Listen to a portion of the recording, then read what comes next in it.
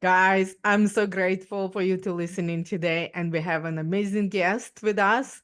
And joining us, Jeff Higgins, and Jeff is a public speaker and founder of Savor or Savior. Oh my goodness, I practiced this so many times before, and all Savor, coming to my mind is Savior, like Jesus Christ. So, and I even like wrote it in Russian, Savor, savor. Savor.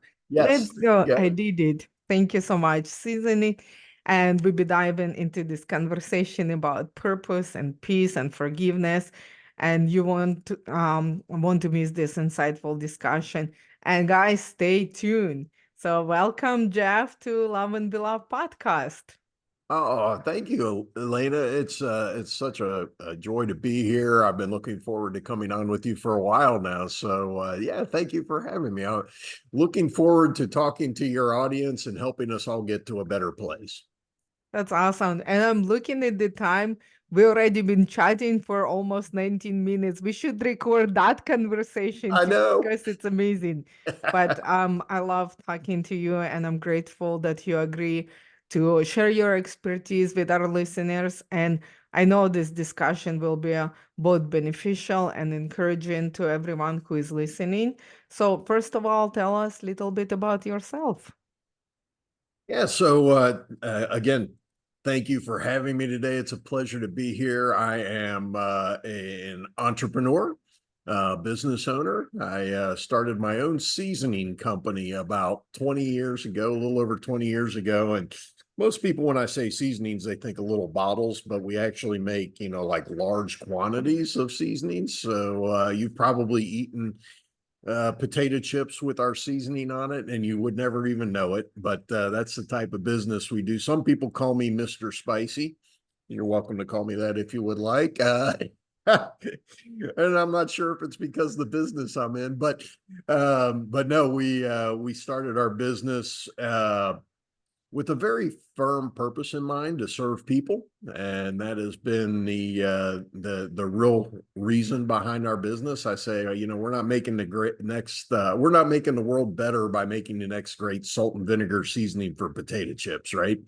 It's a vehicle for us to do more in our world. So we're very blessed. We have my wife and I met in high school, went on a blind date, and we've been together ever since. Wow, that's awesome. One of these stories of Yeah, blind dates. yeah, well, it was April the 6th, 1983. They were serving spaghetti in the cafeteria at Milford High School, and we had lunch together. My best friend, and her best friend set us up. But we've been together ever since. We've been very blessed in many ways. We have a successful business, as I mentioned, but we also have three beautiful daughters. We're married to three great guys, and I have seven grandchildren. And just yeah, I've had a lot of successes and a lot of summits in my life. When I do my talk, I call it struggles and summits. Um, and um, I have my story is one of a lot of difficulties, but I don't want that to people to miss that in the midst of all of our difficulties, there's blessings in our lives. There's summits, and everybody, we all have our struggles and our summits. We have our ups and our downs. It's just part of life, right? Um, Absolutely. so yeah, so my my mother was an alcoholic. And as long as I could remember when I was a little boy, she had a problem with alcoholism. She was also a very faithful woman. Nothing in life is purely good or bad. I think it's just, it's a combination. She was one of the greatest gifts my mother ever gave me was my faith. And it has saved my life. But she was an alcoholic, and she struggled with that. Even as strong a faithful woman, if you think everybody in church is not a sinner, then you just don't know what church is all about. But and that there was, of course, because of that, there was a lot of turmoil in our home. Mom, when I was 11 years old, She had some business out of town, and I was the last person to see her that evening. She was drunk. And she that evening drove the wrong way on the highway and hit a semi trailer and died. Um, Sorry. my my older brother and sister were from my mom's first marriage. They were my step brother and sister, and yeah, they abused me physically, and that of course left its marks on me as well. But they had their own struggles, a second marriage and all of that, and I was just an outlet for them, unfortunately. But my older brother was also an alcoholic. He 3 years after my mom died in a drunken car accident, my brother got drunk and drove his car under a semi trailer and died at the young Sorry. age of 23 years old. So I was only 14 years old, and I had lost my mom and my brother to very tragic accidents. And as you can imagine, excuse me, as a child, that has profound effects that, frankly, I didn't realize for many, many years. And as hard as tried to dig and find out what those were, they stick with you. And it definitely made its mark on my life. And I was an alcoholic, most of my life. I'm 4 years sober in a couple of days here. That's Thank you very awesome. much. Yeah, Congratulations. thank you. That's big. Yeah, what's today, the 5th? I got 3 more days and I'll make 4 years. So I'm blessed by that. My sister was also an alcoholic. My sister, I think, is a cautionary tale for what can happen, right? Mhm. We all have crap in our lives. Some of us have more crap in our lives, some of us have less, but we all have crap in our lives, and it's how we deal with it, right? It's the decision that we make of how we're going to deal with that. My sister did not choose to deal with it in a healthy way. She lived a life of poor, pitiful me, I guess is probably the Mhm. best way to describe it. She was also an alcoholic. I was a high functioning alcoholic. So, I had a job and I had a family and I was able to get by. My sister, though, she was in the hospital frequently. And one time when I went to visit her, I pleaded with her with tears in my eyes. I said, Krista, I've had to bury mom and I've had to bury Tim. Don't make me have to bury you too. Unfortunately, I was called to the hospital one last time, and she broke the promise that she made to me that day. There was nothing left that they could do. She was in a coma, and I had to make the decision to remove life support. Wow. I'm sorry. Spent the next several days with her as she died, which is a horrible experience. If anybody in your audience has ever had to live through that, it's not fun. Um, and you would think that I've got, three headstones, three identical headstones, right? Mom, brother, sister, all having died from something to do with alcoholism. And you would think that that would be enough to keep me from becoming an alcoholic. But alcoholism, I tell people this story only because, people who don't have an alcohol drinking problem or a drug problem or an addiction issue, they don't understand, the stupid stuff that we do. And it doesn't make sense. Three headstones staring you in the face and you still drink. This doesn't make sense, right?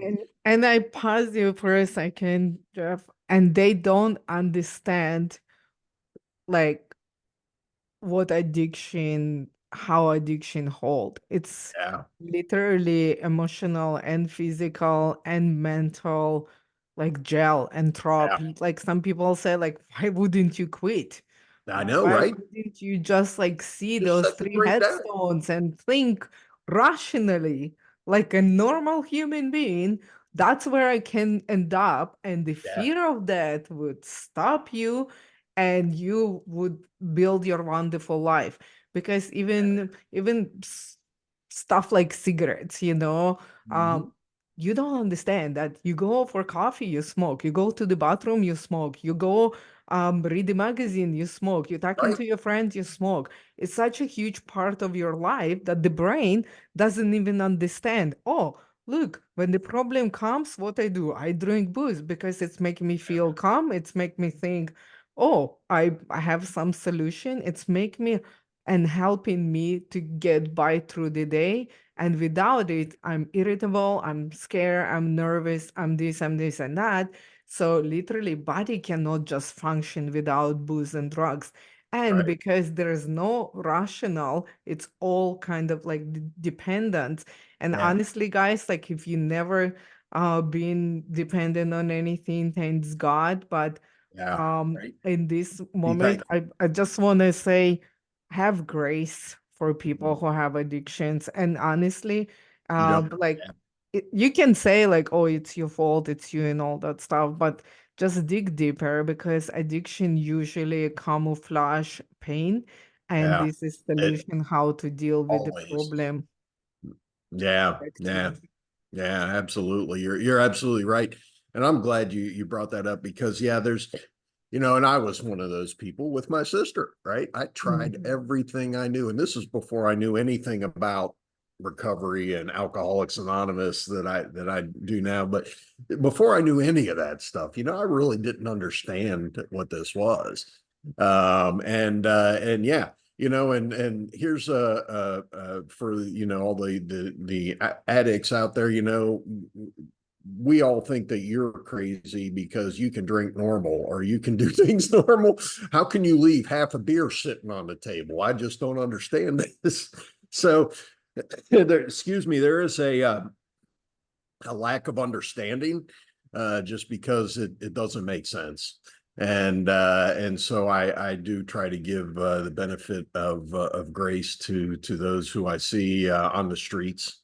It's given me a new perspective. Um, but after my sister died, I was still drinking. Um, and about 3 months after she died, I was golfing with my good friend. His name is Father Chris. He was a Catholic priest. I'm not Catholic, but we met on the golf course.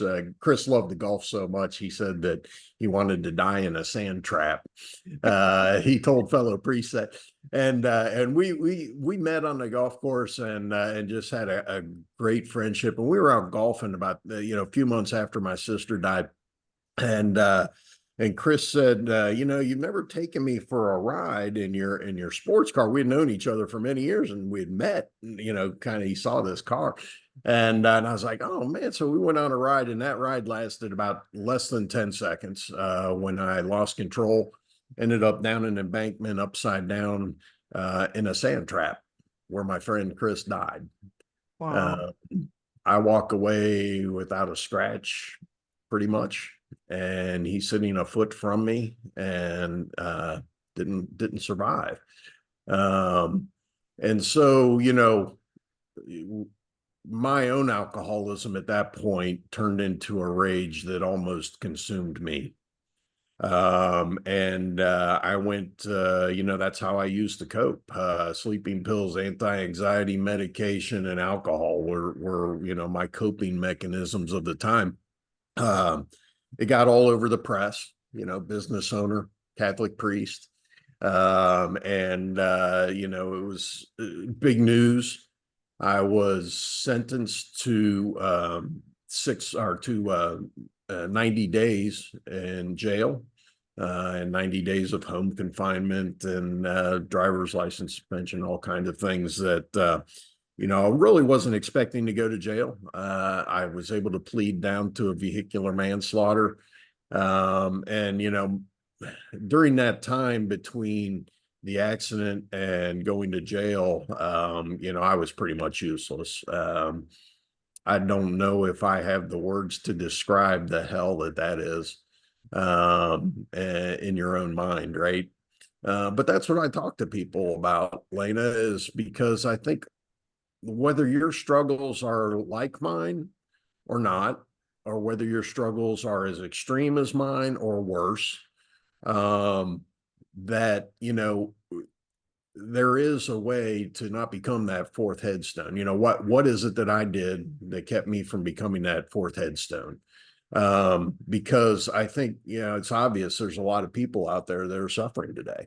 You brought up the addiction issue. What, 17% of Americans are saying that they are addicted? Um, you know, the levels or the rates of depression and anxiety in our country are through the roof. Um, what did I see? That depression, the most recent data shows 50,000 people died by suicide in America in 2022. That's the highest number of people ever recorded in since 1941, which is right after the Great Depression.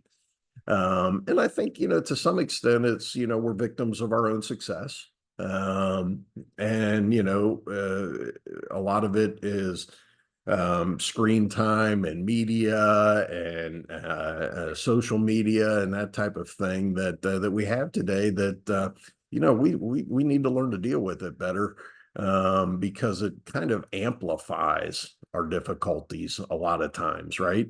And isolation too. So Yeah.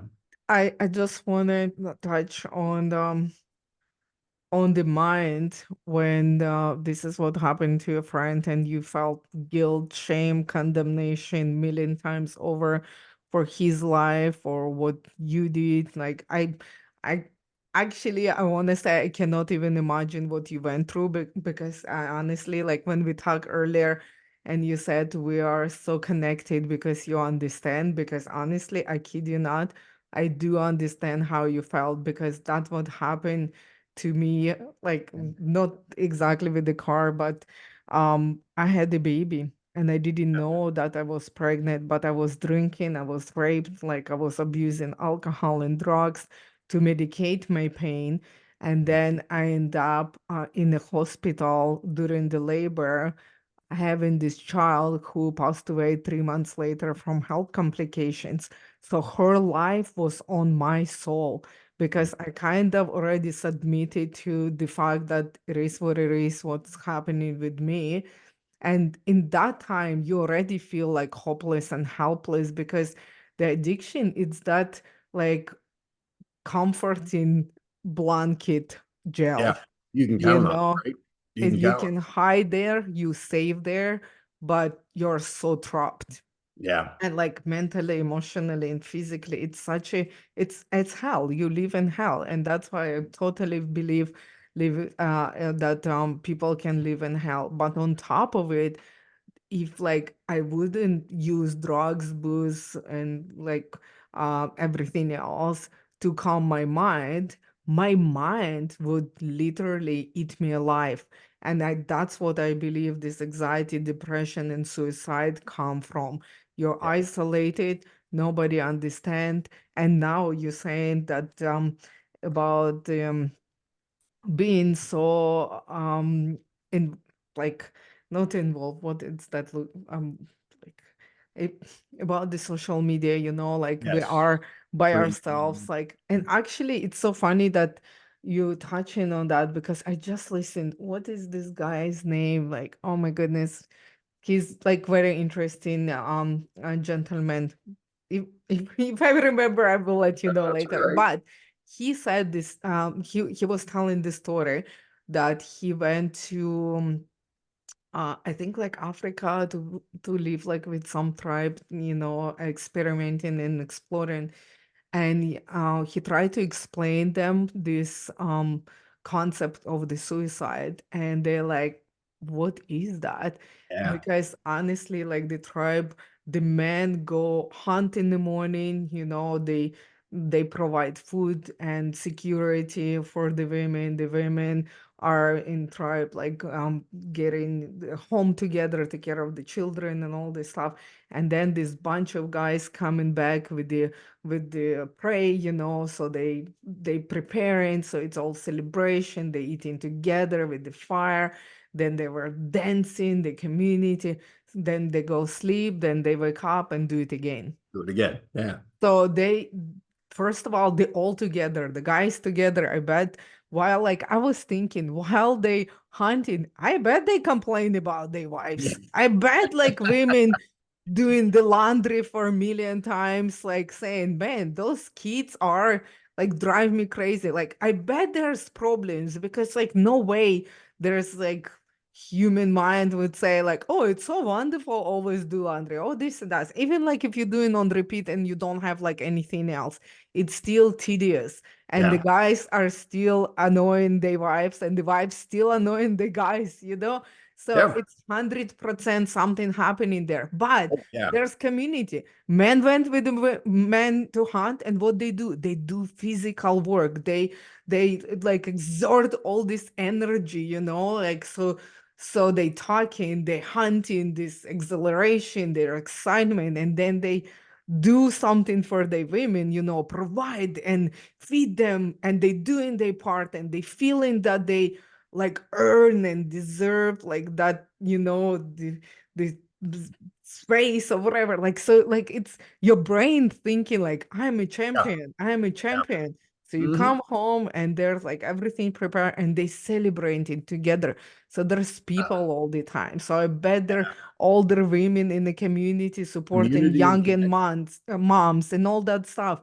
And I was thinking, like, you know, when I had that baby and the baby passed away, do you know, like, the police didn't come investigate why 14-year-old have a child.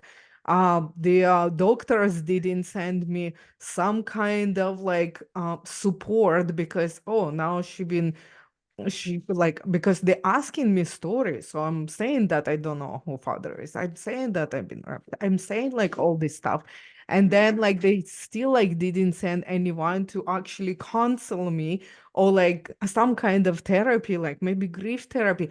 I'm the kid, there was like no parents, no police, no government, nobody stepped in into supporting me. Why I didn't kill myself? I went to drugs. But guess what? I know somebody else would. And Mm. I Yeah. think that is the problem. We are lonely and alone. And Oh, that time I didn't have faith, I didn't have community, I didn't have like any support. I didn't know there's God hearts beats for me. So like I know like I had no one to live for. yeah. Yeah. And you're absolutely right. Community is so important. I support. I have my wife and I help run a mission in Guatemala. A family that moved down there from Canada actually, and it's in rural Guatemala. And I was asking them, so up in the mountains where the Mayans are living in desperate situations in adobe houses with open fires and no electricity, no running water. I said, is suicide in it? He said, no, there's not suicide in the mountains. Sometimes you'll get it with the men who are, depressed because they can't provide for their families. But absolutely, community is just a huge part of it, and I talk a lot about community and our healing. Um, yeah, and if I could, Landon, just let me read something to you real quick here. It's from this is the Bible that I had in jail. I used the Message version. And on December the 9th, 2017, I've got it highlighted actually in here. It's one of only a couple of two verses that I actually put a date to while I was in jail. And it says, this was probably my low point. And maybe this will give voice to some of your listeners. It says, why does God bother giving light to the miserable? Why bother keeping bitter people alive, those who want in the worst way to die and can't, who can't imagine anything better than death, who count the day of their death and burial as the happiest day of their life? What is the point of life when it doesn't make sense, when God blocks all the roads to meaning?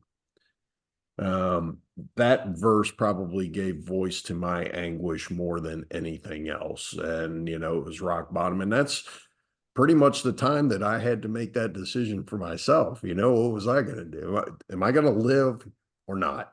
It's basically, it was a life or death decision because, you know, um, at that point, it's either I just wallow in my misery for the rest of my life, being useless to everybody, um, or I decided that I wanted to live.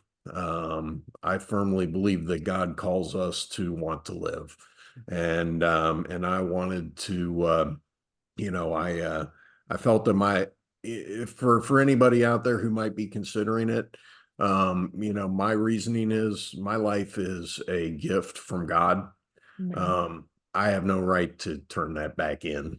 I can't, I haven't, what big of a slap in the face would that be to my creator, who I still believed in? I was really mad at him, but I still believed in. And I say, how big of a slap in the face would it be for me to return that gift that he gave me? It's up to him. I prayed to die. And Yeah, that's when I was at my rock bottom. And what I usually start off my talk with people, because I'm trying to talk to people. I'm trying to give people hope, right? Because I believe that a lot of people need hope today. When I talk to people about this and about, uh, trying to straighten out the roads in their mind, trying to get that in a good place, because we can't be good out here, people, until we're good in here first, right? So Amen we to really that. need. So what I And tell by people, the way, guys, like just to interrupt you for a second, Jeff, yeah, if you listen in this on a podcast and you don't see what he's doing, he actually pointing in his mind, in his head, because like he said, like until like you're not gonna be good in your mind, nothing else gonna be changing. that's right. That's right. According to science, now I quote science sometimes, and there's a lot of bad science out there. Most of what I quote is double blind, placebo controlled, peer reviewed studies, right? This is good science. This that I'm about to quote is not, but it's approximate, I think, and then it should scare every one of us. It says 60,000 thoughts per day is what we have. We usually spend about 95% of our time thinking about ourselves when we aren't concentrating on a problem. So it's estimated that 80% of our thoughts are negative, which That's means that on average, over 3/4 of our free thoughts each day are negative thoughts about ourselves, right? We have to change our focus. And most people, I think, you just let their thoughts happen. And I say, nothing else that I have to say matters unless you are first willing to take control of your thought process.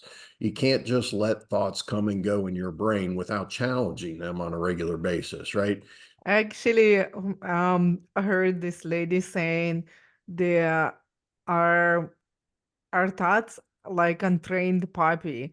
It's running everywhere, barking, peeing everywhere until you start training. It's always gonna be like that.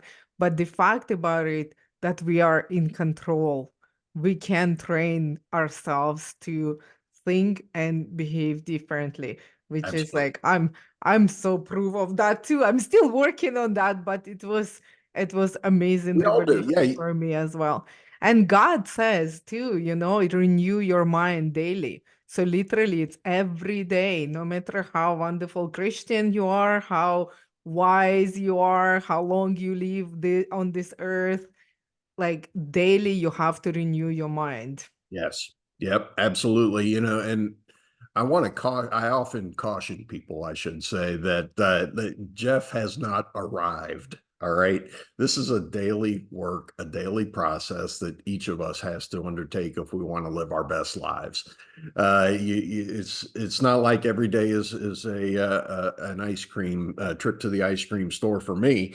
There are days when that depression or that anxiety or whatever pops up, and it's a lot less, and I know how to deal with it now. So, it doesn't control me like it maybe it once did, but you have to grab control of that thought process, or else anything else, community, all of that stuff doesn't really help. Isn't that interesting that every day is so different? And honestly, sometimes you feel so low, but if you just hang on through the day and just think through and like, I want to say stay positive, but now I'm thinking, oh my goodness, I was saying that since like beginning of time, but this is not enough. Bible said, trust in God, get the peace from Jesus, and then replace that with positive thoughts. Think about something like noble. Honestly, I'm quoting the Bible everywhere, but I'm not actually saying the verses, but I know it's Philippians 4:9. If you guys want to know, it's actually my life verse. And so interesting because God like give like exactly pointers like how to get through that difficult time. You have to trust with to the Lord and get the peace and then replace that. And that replacement part, it's our part of the action because That's right. sometimes we're thinking like, oh, God, just give me peace, supernatural peace. I need this peace. And God give you peace, and you right away start go back into that victim mentality and role nobody cares, blah blah blah, Mhm. and you stay in that negative 80% of the thought. That's So right. guess what? Your peace gonna evaporate because Mhm. he did his part, God did his part, he give you that peace. But to hold on to it, you do your part and take that action because God delegate that to us to take that action to take care of it. But that's so interesting though, what happened. I know I'm talking about myself because I feel sometimes those days and I allow depression spiral me down Yeah. because it start with negative. Next day it's more negative. Next day it's more negative, and I'm Right. running away from God, running away from people, and I just feel sorry for myself because nobody loves me, nobody cares for me, and I'm That, just withering away. And then when I'm like realizing that my body doesn't move physically because I'm so mentally broken, I get freaked out and I'm thinking like, why, what happened? And I pray to God and reach out to people, but it's already months past or yeah. sometimes 2 months. But I did suffer with the postpartum as well. So, and Yeah. with no drugs, like all my Uh, PTSD hit me. So I didn't know how to deal with that. So it's been long, long road. And so guys, honestly, that's what Jeff was talking about. Hope, there is hope. It's been 20 years. I'm clean from drugs, but I'm still working. I just was talking to Jeff about I'm still working with psychotherapist about like trying to heal my PTSD. I've been in counseling therapies. I have my church behind me, like prayer armies, like so many people praying for me and working with me, but I'm taking that action as well. I'm asking God for help to guide me, yeah. but when the help show up, I'm working hard. I'm trying my Right. best to change this. Yeah. So that's why I think it's very important to understand that we do have a control over our thoughts. But first, number one is awareness. You have to understand that Yes. it is possible, and this is um, I don't know. Well, That's yeah, you interesting. have to realize that your thought processes are something that you have to manage. And yeah, and I talk to a lot of businesses, right? I'm a business owner. I'm a businessman, right? With a personal story. But I have a unique situation where I can talk to businesses, I can talk to business owners, I can talk to them about the things that we do in our company to support the mental health of our employees and why it's important. Um, What do you do? so we have a couple of programs. We have a mental health coach. Um, he's actually an addiction specialist, a guy that I met, and he comes into our office once a month, and schedules times for people to meet with him. And he also has his phone Awesome. number and Zoom available for meetings with people at any time. But he'll get together with people. So and he's been very well received. You got to find the right person, I think, for a job like that. But a lot of therapy experts, I should say. Number one, I'm not a real big fan of a lot of therapy that's out there You these. have to find the right Oh, person. That's gosh, good that you pointed out because I try so many people and I'm like, okay, God, this is wasn't mine, but I didn't give up. And I yeah, think this is good that you said that because guys, if you didn't find your person, keep looking. There's yeah. so many people A lot gonna of be bad, just a for lot of you. bad advice out there. Yeah, I'm sorry if there's some therapists in your I know. audience or whatever. But I've been a therapist since I was, a young boy. I've been to many of them, and some of them had some good advice. Mhm. But there's a lot, especially these days, there's a lot of advice out there that I just don't think is particularly helpful. And you mentioned earlier drugs too. There was a time when I was on anti-anxiety medication, and I'm a firm supporter of drugs for helping Mhm. us through. For me, I didn't want to spend the rest of my life on that stuff. And I weaned myself off of it. But it absolutely can be a tool that we use to get us to a place where, I mean, I was like, yeah, laying on the floor of my office all day having anxiety attacks and Mhm. the PTSD, and it was awful. I couldn't even function. And the anti-anxiety meds helped somewhat with that. But yeah, and I talked to, excuse me, kind of getting back, I talked to a lot of businesses and tell them, oh, so we have a mental health coach.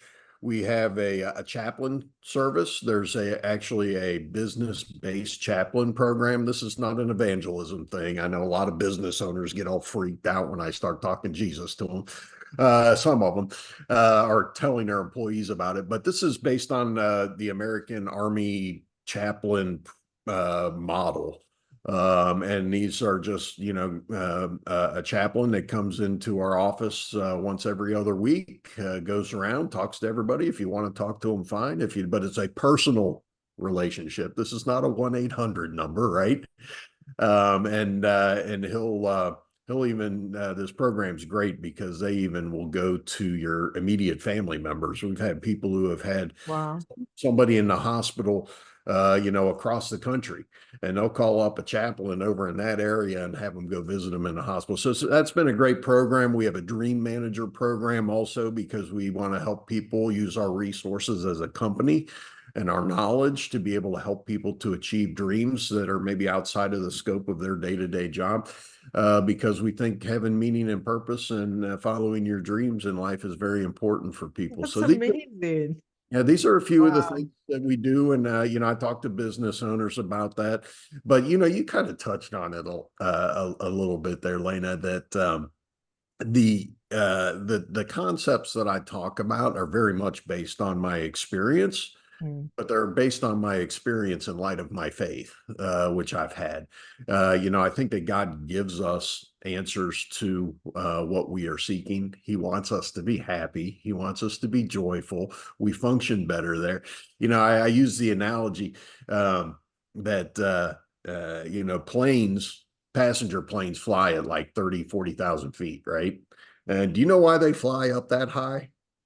Because it's more efficient, because there's less drag. Hmm. I think that when we fly higher, there's less drag. And that's what I tell Good people. analogy. That's Yeah, great. I tell people that, if you fly higher, there's less drag there. You're more efficient. You can do better when we fly higher. And I focus on four main points when I talk to businesses and business owners and meeting groups. I talk about, and we can touch on one or all of these if you would like, but I talk about what I feel are the four main things that at least I focus on a daily basis. Sure, there's physical fitness is very important, but it's hard to get physically fit when you're depressed and you can't get up Mm. off the couch and you can't get out of bed. Absolutely. And screen time is just like a drug, in my opinion. It's a comfort place, like you were saying. It's a comfort. It's a place where I can go and become, and the debate is over on that. It's horrible for our mental health. So I talk to people about things that are very much in our control. Don't tell anybody, but they're actually biblical too. But they, it focuses. What I focus on is gratitude, forgiveness, finding meaning and purpose, and connection. That those four things are, in my opinion, the What most was the last one? Sorry. connection. Connection. Okay. Connection. Yeah. You talked about that a little bit too, how important connection is. But and it's not just, me, or it's not just me spouting my faith. There's a lot of scientific evidence behind this. I could start off like on gratitude. Here's something from the Mayo Clinic, right? Studies have shown that feeling thankful can improve sleep, mood, and immunity. It can decrease depression, anxiety, and difficulties with chronic pain and risk of disease. If a pill could do this, everyone would be taking it. That's not Mm, Jeff, that's the Mayo Clinic, I right? find that interesting. Yeah, being grateful. I wake up every morning and I go to bed every night with gratitude, with what I'm thankful for. And maybe it was a crappy day, but I can always find something that I'll be thankful for, right? My health or whatever it is. But sometimes it's hard.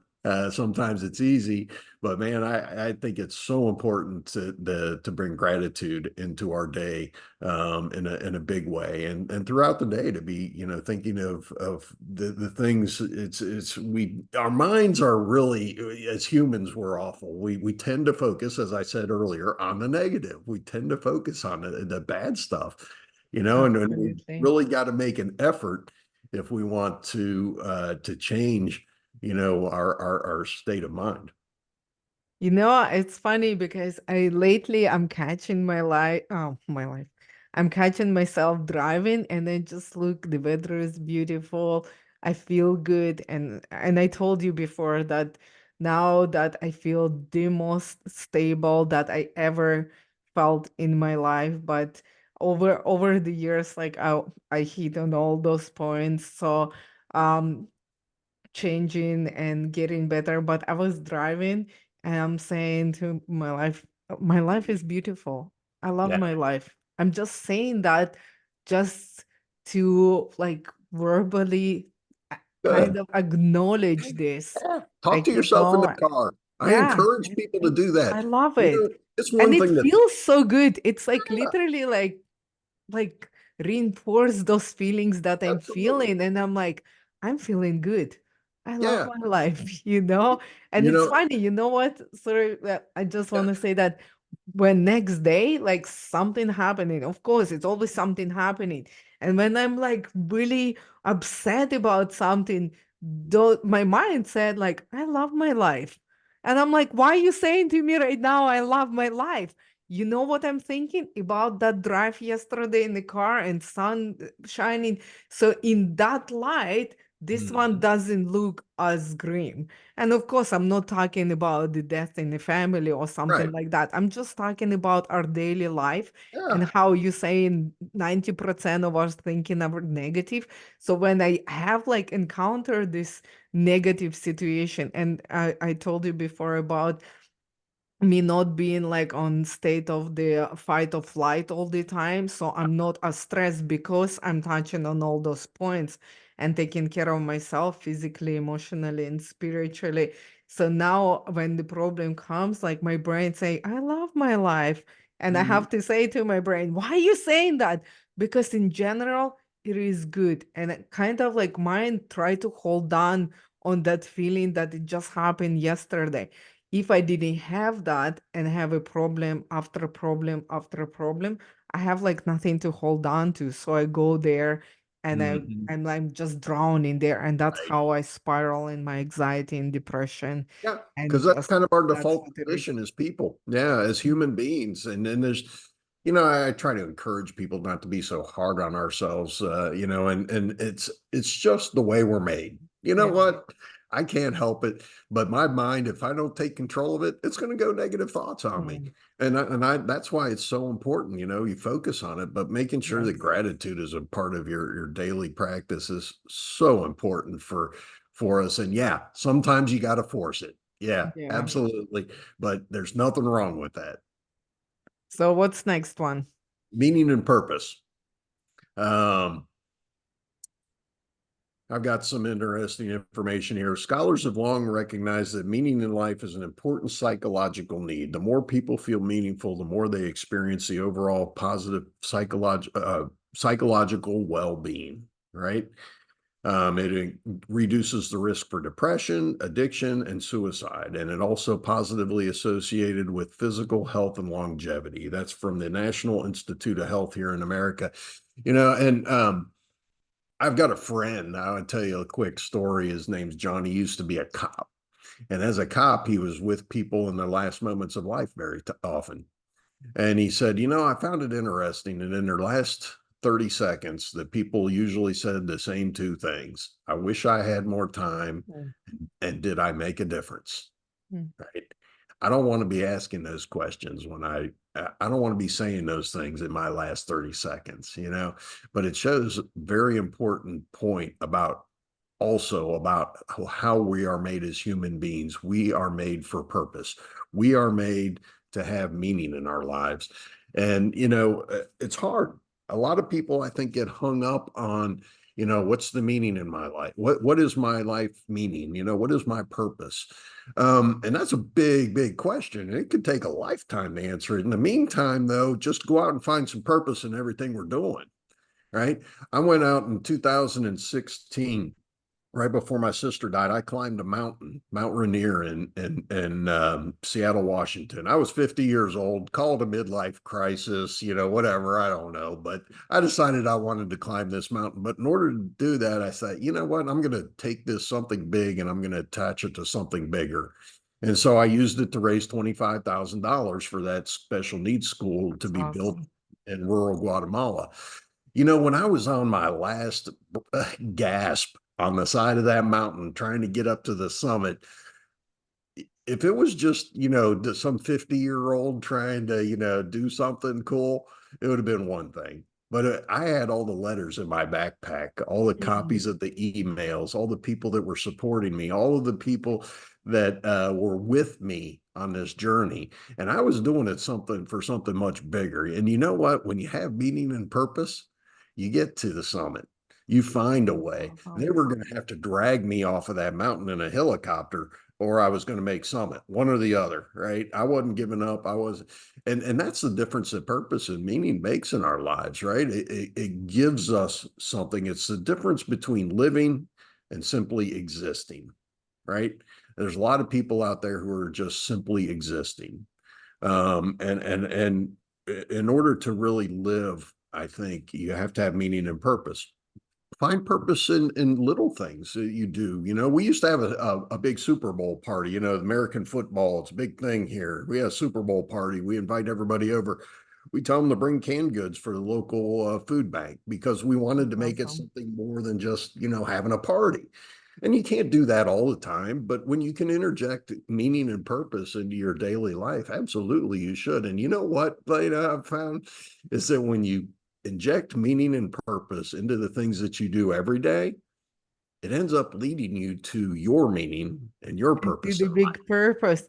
Oh my goodness. First of all, like what an amazing story. And like, first of all, amazing story that you did conquer that, that was like humongous goal, and huge dream. And now I understand why you doing this in your company for people too, because like you are living proof that the purpose and being driven and have a dream something outside.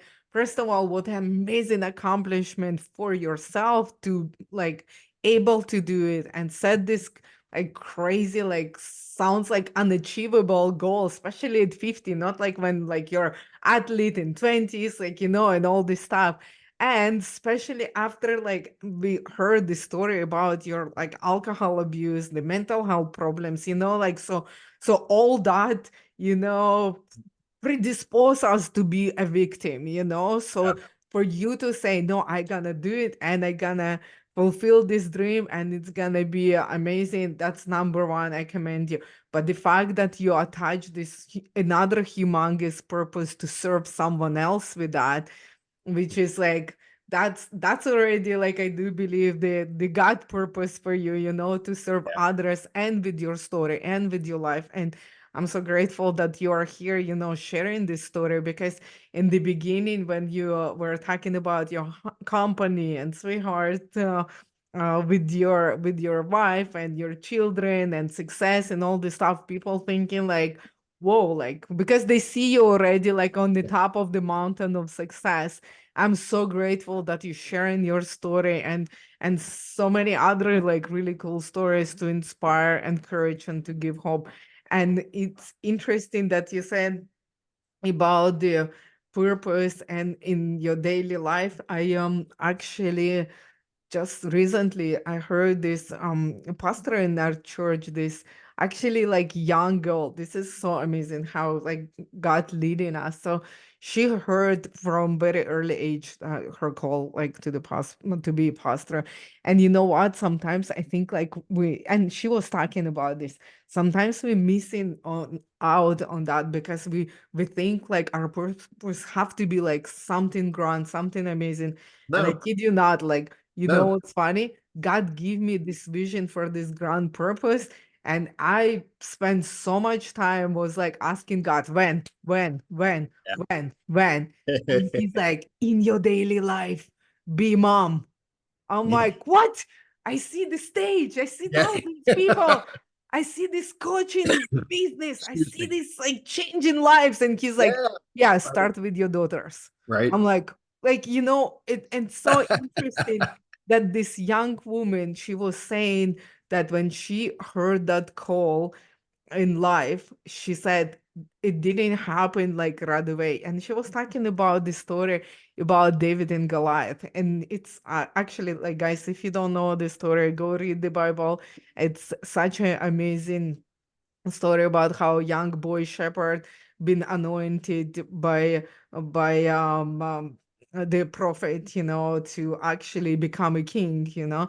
But the craziest part that he when he come and fight Goliath, he's like teeny tiny dude against this giant, and he's just like having the rocks, and he conquered that. But it's so interesting, like I read that story so many times, but she's kind of like giving me a new perspective in that, which is amazing. She said, so how David was able to kill Goliath that time. He has like this amazing faith in God, first of all, but he didn't build that faith in that day. He actually trusted God from beginning of his upbringing, when he was a shepherd for his father. And that's what he did. He was faithful in his job. He was defending the flock from the bears and the lions. So he built that courage and trust in his daily life. Was his work. He was shepherd boy. He's like was like doing his work, and he never like thought that one day I'm gonna conquer this huge warrior who is like the Israel army gonna be afraid of, but I gonna come and gonna kill him with the sling. That's what I'm doing. That's what He I'm got his training for. training. He got his training tending the sheep. Exactly, in his daily life and in Yes. his faithfulness. And that's what it's so amazing, because like sometimes we think like the purpose came and he was ready. He was trained for it all his life. And literally it's so amazing. Like if it was now, like I have like crazy thoughts in my head. If like for example, like the he was like, oh, could you be a driver of like Formula One? Like, no, God would not putting you there, because you've been trained for this purpose and specific. That's why it's so amazing how we think like, oh, it have to be like something grand, something out there, something I don't know. And then you doing it and you're like, whoa, I've been prepared. Oh God, you made me for this. I actually thinking I about know. my career right Yeah. now. I was like, for 16 years I was a hairstylist. I was mentoring women. I was like making them beautiful. I was giving them advice. And then God called me, like, close my business and said to me in the prayer, this is not the job you should be doing. And I'm like, are you kidding me? This is my dream. This is my empire. This is my this and that. Of course, like I have to close my business. No, hold on one second. I didn't listen for a year, okay? It's not like I I'm know. like, oh, I'm super like good, obedient child of God. I closed my Uh, business because God told me and I was so glorious. No, I suffered for a year hearing him saying this is not what you should be doing.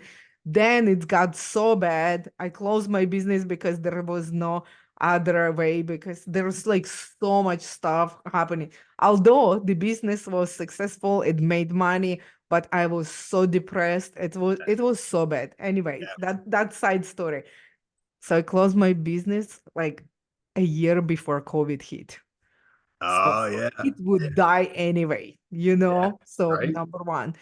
Then I publish my book, then I start speaking, and I'm like, oh my goodness, I've been born to do this. Yeah. Isn't Yeah. that funny? And then he like called me to Christian leadership life coach, and I go almost 2 years for this school, and I'm like, I'm starting from scratch, from nothing, and I'm 40. And year passed by. I trained the actually coach for 50 hours, this like 3 clients of mine. And I'm like, oh my goodness, for 16 years behind the chair, that's what I've been doing. I've been Yeah. coaching Yeah. women, but now I just learning like better process so I can actually help them. Because guess what, the advice I was giving them from my point of view, the way I live, like trust me, like even my daughter said, mom, not everybody like you, not everybody can do like this and that. And I'm like, huh, just choose it, just do it, just point the finger, who cares about failures? And Yeah. she's like, I some know, of right? us need to think. I'm like, what do you think about? Just do it. And she's like, no. And that's what make me understand that God actually put me through school to understand that my Mhm. work can have so much more value. Although Oh I yeah. was like, I think I was wonderful hairstylist and I loved hair and I Yeah. loved what I'm doing. But You knew God more. called me to actually bring the healing to those women because He gave me this path, and now it's come up the purpose from my life. That's Yes. why I'm more intuitive. That's why I'm Exactly. more aware. That's why I see things people cannot see sometimes because I went through trauma, because I went through abuse, because I went through like this discord that I have to watch like why did you say that, why did you do this, like I have like this humongous awareness. And I'm like, after done school, I'm like, God, you just made me for this job. I'm like, I'm so grateful that this salon closed. No way for any money. Like, give me like tons of million clients. I would never come back. Number one, that was my dream for myself. And this is God's dream for my life. Yeah. And how amazing that He doesn't waste anything. He just brought me and led me and guided me from my everyday life, coaching Well, my family, like yeah. literally changing me, changing my conversation, changing everything. And that's where my purpose comes. And look, now a few It years was in the later, I it love was in the it. back it was in the back of your mind the whole time, and you And were I feel just like you fish in didn't the realize water. it. Yeah, yeah. That's another place because I try to help people because this is hard to find your meaning in life, your purpose in life, if you will. And I get that. So that's why I tell people just find meaning and purpose in little things. But there's another huge source of meaning and purpose, and this has affected you and it's affected me, right? And it's this fact that a lot of times our meaning and purpose come from our difficulties and our struggles in life, right? You've heard the 5 stages of grief. It was written by Elizabeth Kubler-Ross: denial, anger, bargaining, depression, and acceptance, right? Her protege, David Kessler, wrote a book after her death based on their work together, which is called The Sixth Stage of Grief: Finding Meaning and Purpose. Mm, Now, I'd like to point out that, denial, anger, bargaining, and depression are not good places to get stuck when you've gone through grief, yeah. right? So, and you don't go through this. I mean, you get to spend time in each one of those as you desire to, as you see fit. But meaning and purpose, acceptance and meaning and purpose is the ultimate use of all the crap that is in our lives, right? So, And so it's the true. way, you had your life first. Mine is Romans 8:28, that God can make all things work for the good of those who love him and are called according to his purpose. And I've even had, priests or pastors, I should say, that have questioned that. But I'm here to tell you, I believe it's true. They read that verse from Romans at my mother's funeral, and it Mm. became my life verse. I was climbing that mountain as much for those kids in Guatemala as I was for my own self, right? That, oftentimes our meaning and purpose in life comes from our most difficult situations. And I mean, you can see this. Alcoholics Anonymous was started by a couple of drunks, right? The Susan G. Komen Foundation, it was founded by Susan G. Komen's sister because Susan G. Komen died as a young woman from breast cancer, right? Oftentimes, our most difficult situations in life lead to our greatest victories, right? There are flowers that can grow from the crap. Absolutely. Yeah. No, honestly, that's so beautiful. And that's what Bible say, like beauty from ashes. And Yes. God, like, he's like, this is his specialty. He loves like rebuilding, repurposing, rewarding. Like honestly, it's so amazing that he can take this like brokenness and make it like something so amazing and beautiful. Look what you're doing with your life, Yeah. and I do believe that that empathy and compassion for people comes from that brokenness, and you feel it, that that's that hurts, and now looking you what you're doing for your employees as well, because you do understand, how hurts it's to be like without the dream purpose and like struggling with mental health. That's that's huge. And you know what? I do believe God allow us to go through these difficulties so we can have compassion for Mhm. for others and say I understand. Yeah. Because you know what? When that's why you said like we're so relating because we went through the these hard times. But you know what, I want to tell you guys, do not compare yourself to anyone else. No.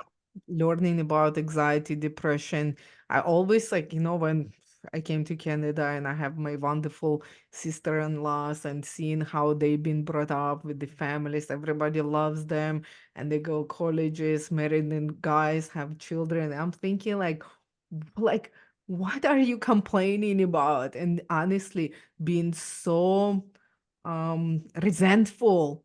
Yeah. I'm thinking like, do you like, because nobody knew my story for 20 years, I hid that because I thought it was a story of guilt, shame, and condemnation. But Right. now I know it's God's story of salvation. But that time, like I wasn't Christian, I didn't know like God was pursuing me, but there's another story. But Right. the fact is, like when I heard people's stories and thinking like you have like nothing to be complaining about, Right. because I was comparing my upbringing to their upbringing. But more and more I learn about the mental health, the more I learn about suffering. So I've learned like everybody is suffering. Doesn't matter what you went through, like there's like sometimes we see the scale, oh, big Mhm. suffering, little trauma, big trauma. No, Yeah. trauma, it's Well, trauma and it's hurt. And that's why I try to tell people, right? yeah, You're absolutely, because if you hear my story or if you hear your story, you're like, oh my gosh, I could never. But it's not about that because we're all, like I was saying earlier, quoting those statistics, right? We're yeah, all trying to get through this, and some of us have just a little bit rougher roads that we've been traveling, so we got a little more experience with it, and but yeah, absolutely. That's what the way we use, that's the way we redeem our past, Lena, right? Is, yes, by using it to help other people. And, I honestly, and I think people think I'm crazy when I say this, but I'm honestly thankful for a lot of my difficulties in my life. And that's how healing look like. yeah, yeah, because Amen. you know what? I can relate to addicts. I can relate to people who have been abused. I can relate to people who have been imprisoned. I can relate to guilt like nobody knows. Mm. There's a lot of experiences people are going through that are very difficult that I can relate to, and God's put me in a special position to possibly help them. And did you meet people who say God will never forgive me because I've blah blah blah blah? Yeah, And they I don't look in usually their say, eyes and I'm like, okay, so do I. What else? yeah, And I right. just want you to know, guys, that no matter where you are, God loves sinners. God loves you so much that you bring like your darkest moment, darkest like hours, he will understand. And that's why I love Jesus for his compassion and his like Lena, love and kindness. I'm guilty for the death of a Catholic priest. I am never going to get full forgiveness and reconciliation on this earth, but I know that what I believe is that I am pure, holy, and blameless. Oh That's my what my God God. tells me, and that's what I believe. I believe that to be true. And I'm maybe the only person on this planet that might believe that. But honestly, I don't care what you've been through, people. Yeah. It is not who you are, See, right? I believe I am a daughter of the king and I have my inheritance in heaven. I'm going to heaven until like after everything I've seen and done, and I've been forgiven, I'm blameless and Mm, I'm loved and I belong and I have family and stuff. All this, God's promises, and you know how I know I live them now. yeah, I feel right, his grace, I feel his peace. I feel his guidance. Even sometimes I don't listen, sometimes I screw up, and he never leave me, forsake me, give up on me. So if you don't right. know Jesus, guys, like shoot me email, like to Jeff, like honestly, start reading Bible, like just Mhm. Google, honestly, just Google. You on the phone all day anyway. I And and know. and I will tell I'm you on the too. phone too. I will tell you too. It drives me nuts because if you don't think that faith is for you, you probably have some really bad misconceptions Yeah. about what faith really Oh, but is. experiences too, Yeah. because sometimes people get hurt by people and they think it's God. So it's Well, not very few Christian. people believe Yeah, in, oh yeah, God, yeah. right? It's Um, it's a belief in a personal higher power is what they call it in mm, AA, which I'm fine with that. Just a belief in a higher power. Because if we don't believe in something bigger than yeah, ourselves, we're our own gods. And yeah. I think there's way too many of those running around these days, Lena. Yeah. So actually, I want to ask you, Jeff.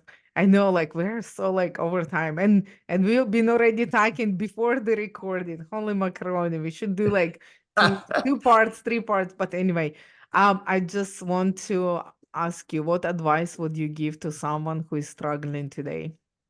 Yeah, and yeah, I would hopefully maybe someday we can get back together. We can talk about the other 2 points that I love to talk about, which is connection and forgiveness are so important.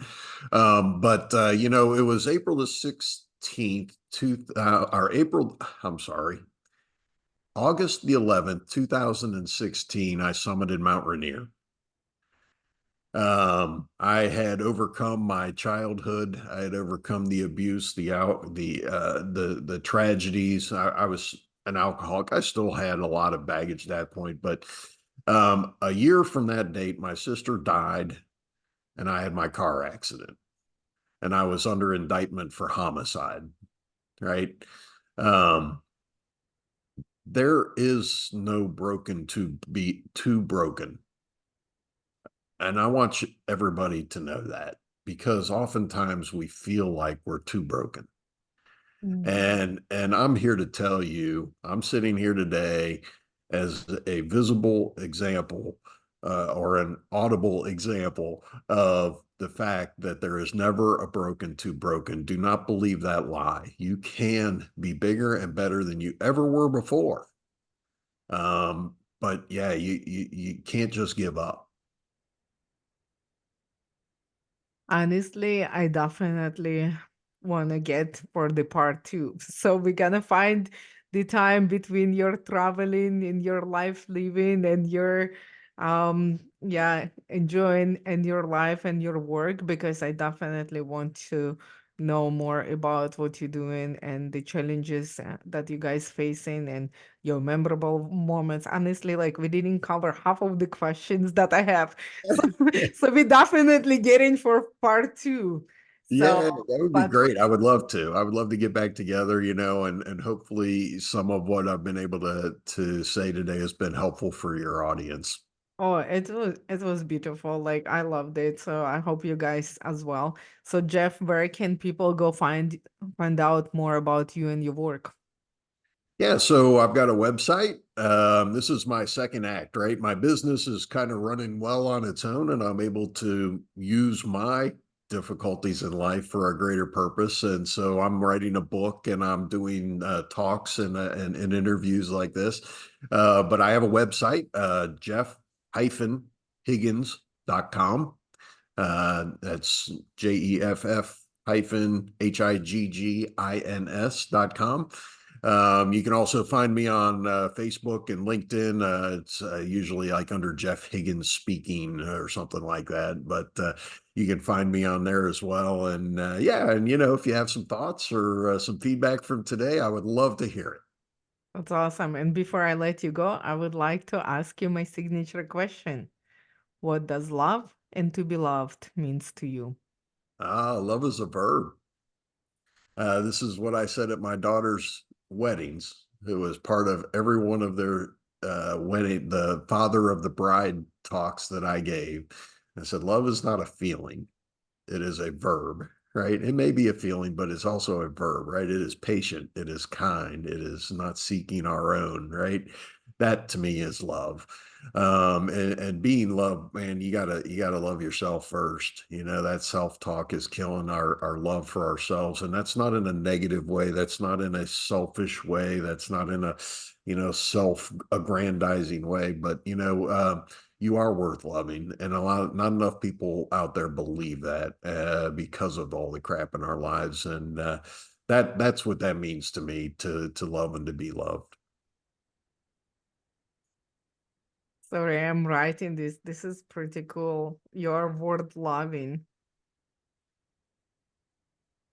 Any final thoughts, Jeff? No, I didn't want to start off on another rabbit hole, but no, it's been great to be here with you today and to be with you and your audience. It's very fulfilling for me to be able to be a conduit of hope for other people. I hope that I've been that today. That's awesome. Thank you so much, Jeff, for being our guest today. And you provided so much insight, and we really appreciate you sharing with us today. And our special guest, Jeff Higgins. And Jeff is public speaker, and let's see like if I can say it this right, and the founder of Savor Seasoning. There you go. It's like when I don't concentrate on this accent, it's You've actually been work out. practicing it all day. So we cover so many things today, and we talk about the grace and the purpose and why it's important. We talk about God as well, and faith, and we talk about addictions and overcome and hope. And again, guys, don't hesitate to reach out to Jeff, and I will post the links to everything mentioned today, the Bible verses as well. And stay tuned for another edition of Love and Beloved. And thank you so much for listening. And thank you, Jeff, for you and your time. Thank you, Lena. Have a great day. Awesome. Bye.